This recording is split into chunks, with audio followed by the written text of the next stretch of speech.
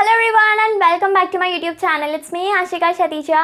सो last video में हम लोगों ने कंप्लीट कर दिए थे question number first, second and third of account sample paper and आज हम लोग करने वाले हैं question number fourth of account sample. Question number fourth के अंदर दिया हुआ है ए बी सी जो है प्रॉफिट शेयर कर रहे हैं 4:3:2 में, यानी कि इनका ओल्ड रेशियो दिया हुआ है 4:3:2 और यहाँ पे लिखा हुआ है कि उन लोगों का जो न्यू शेयर है या तो फिर बोल सकते हैं न्यू रेशियो है वो है 2:3:4 with effect from 1st April 2023 on the extract of their balance sheet on 31st March 2023। यहाँ पे बैलेंस शीट का एक्सट्रैक्ट दिया हुआ है कि यहाँ पे हमारा जो वर्कमैन कंपनसेशन रिजर्व है उसकी वैल्यू दी हुई है 65,000।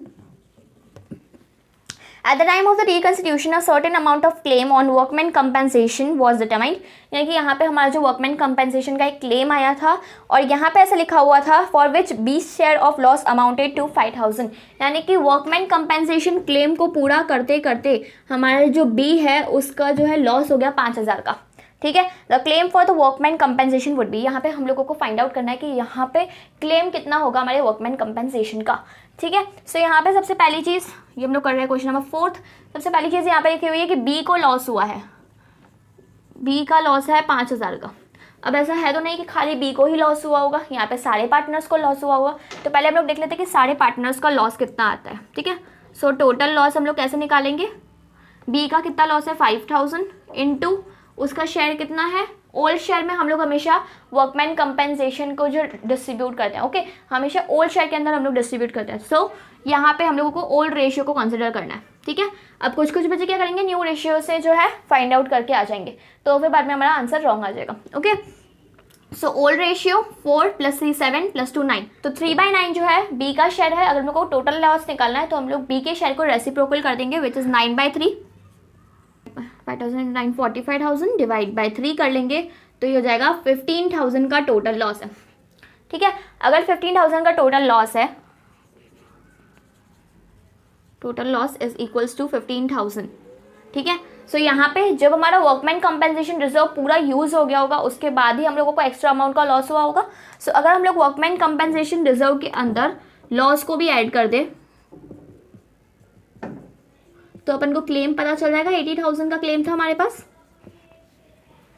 Okay, so option number D is your correct answer. कैसा आया, आई होप आपको समझ में आया होगा। यहाँ पे ऐसा लिखा हुआ था कि बी का जो लॉस है वो 5,000 का हुआ है, किसकी वजह से, वर्कमैन कंपनसेशन रिजर्व के क्लेम को पूरा करते करते। तो यहाँ पे हम लोगों ने क्या किया, टोटल लॉस निकालने के लिए बी का जो लॉस था into reciprocal of his share, तो हम लोगों को टोटल लॉस मिला 15,000 का। 15,000 का जो टोटल लॉस है उसको हम लोगों ने वर्कमैन कंपनसेशन रिजर्व के अंदर ऐड कर लिया।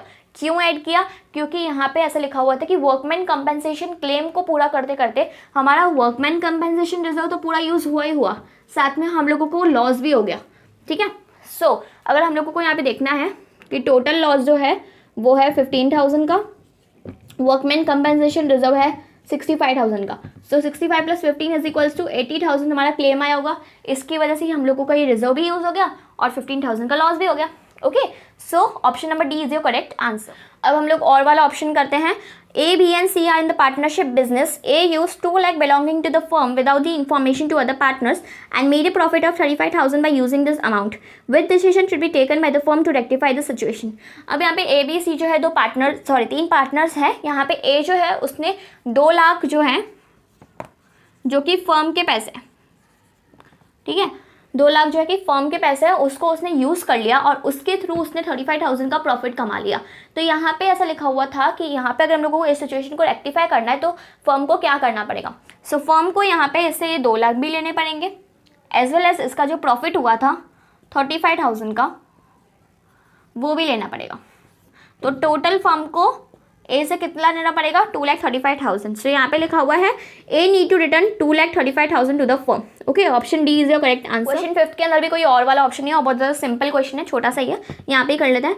यहाँ पे लिखा हुआ है interest on partners loan is credited to, यानी कि यहाँ पे जो हमारा इंटरेस्ट है पार्टनर्स लोन का जो इंटरेस्ट है वो ऑब्वियसली लोन अकाउंट के अंदर ही जाएगा। So option number C partners loan account partners fix capital account के अंदर नहीं आएगा, पार्टनर्स करंट अकाउंट के अंदर भी नहीं आएगा। ये जो करंट अकाउंट होता है उसके अंदर हम लोगों का सैलरी, रिम्यूनरेशन, कमीशन ये सब होता है। और लोन जो है पार्टनर्स लोन अकाउंट का जो इंटरेस्ट है वो लोन अकाउंट के अंदर ही जाएगा।